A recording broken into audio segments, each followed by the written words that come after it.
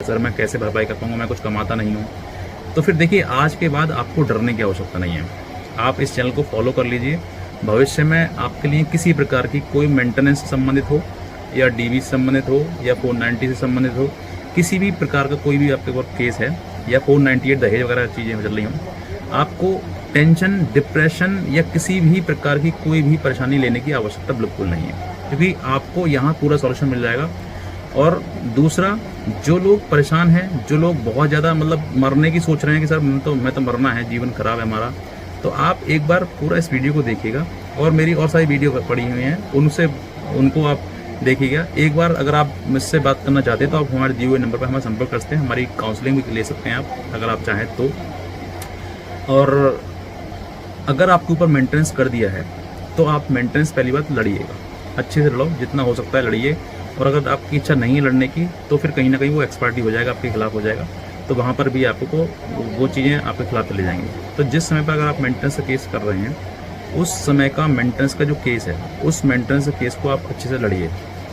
और उस maintenance case में जो भी आपके पास एविडेंस है, उतना एविडेंस आप दीजिए, जितना हो सकता है उतना एविडेंस लगाइए। उस लड़की की जितना भी आपका मेंटेनेंस के संबंध में उसके पास जो भी आपके पास एविडेंस है वो दीजिए। उसकी सैलरी अगर वो है, काम आती है कहीं पे भी, तो वो दीजिए, अपने केस में लगाइएगा।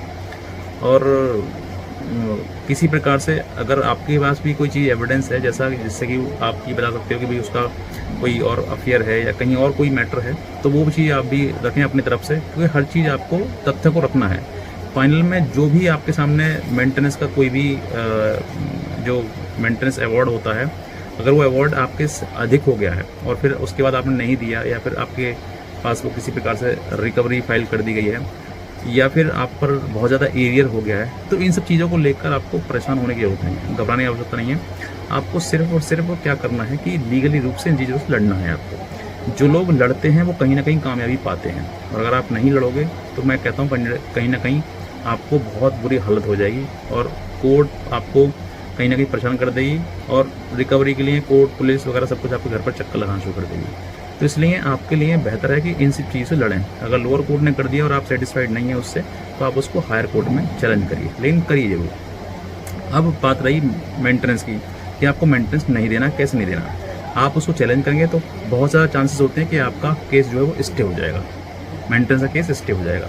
और अगर नहीं होता है तो रिकवरी के लिए भी रजनीश वर्सेस नेहा जो जजमेंट है, बताया आपके लिए, ऑनरेबल सुप्रीम कोर्ट का है, जो लेटेस्ट जजमेंट है, और उसमें पूरे एक एक चीज़ वर्डिक्ट की गई है कि आपको किस तरीके से लोअर कोर्ट को प्रोसीड करना है, किस तरीके से उसको जो आपके खिलाफ जजमेंट हुआ है, मेंटेनेंस का अवार्ड किया गया है, उसको किस तरीके से आपसे प्राप्त करना है। उसमें पूरा एक एक चीज़ लिखी हुई है। अगर कोर्ट, नीचे लोअर कोर्ट जो है वो उसको प्रोसीड नहीं करती है या फिर नहीं करता है, वो कोर्ट जो है वो सही से उनका पालन नहीं करता है, तो आप हायर कोर्ट में चैलेंज कर सकते हैं, और वो रिकवरी जो है वो डिसमिस हो जाएगी, और आपको फिर कहीं ना कहीं उस चीज़ के लिए मेंटेनेंस नहीं देना पड़ेगा। ये एक प्रोसेस है जो मैं आपको बताऊँ। बहुत सारे एडवोकेट्स हों या फिर आम जनता हो, आम जनता को नहीं बता रहा हूँ, लेकिन फिर भी कहीं ना कहीं इस चीज़ें के लिए रजनीश वर्सेस नेहा सबको पता है, लेकिन रजनीश वर्सेस नेहा में लिखा क्या है, किस तरीके से गाइडलाइन से फॉलो, ये बहुत कम लोगों को पता है।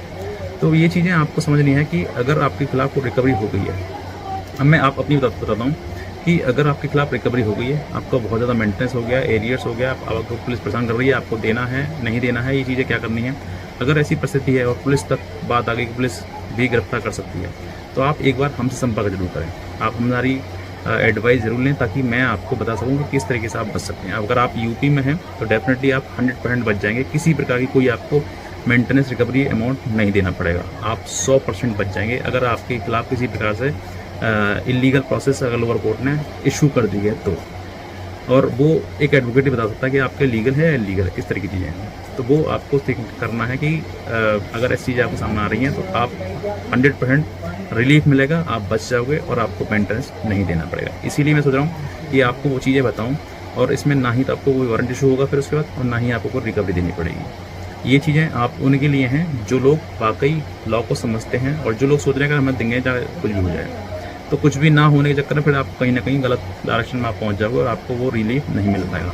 इसीलिए मैं कहता हूँ, अगर आपको मेंटेनेंस आपके ऊपर केस कर दिया, डरने की, घबराने की, परेशान होने की ज़रूरत नहीं है, सिर्फ और सिर्फ आपको केस लड़ने की ज़रूरत है। और इसीलिए मैं कहता हूँ आपके लिए कि आपको 100% मैं रिलीफ दिला दूँगा अगर आपने इस नंबर पर दिए हुए कॉल किया और आपको लीगल हेल्प अगर आप हमसे लेते हैं, डेफिनेटली आपके लिए मेंटेनेंस जैसे केस से आपको डरने की आवश्यकता नहीं है, कहीं ना कहीं आपको रिलीफ सॉफ्टवेयर में मिल ही जाएगा। बस इतना कहना चाहूँगा, अगर आप नए हैं तुरंत सब्सक्राइब कर लें। और हमारा ग्रुप है, व्हाट्सएप ग्रुप, जिसमें मैं आपको लीगल हेल्प भी प्रोवाइड करता हूँ, जहाँ पर आपको लीगल अपडेट्स प्रोवाइड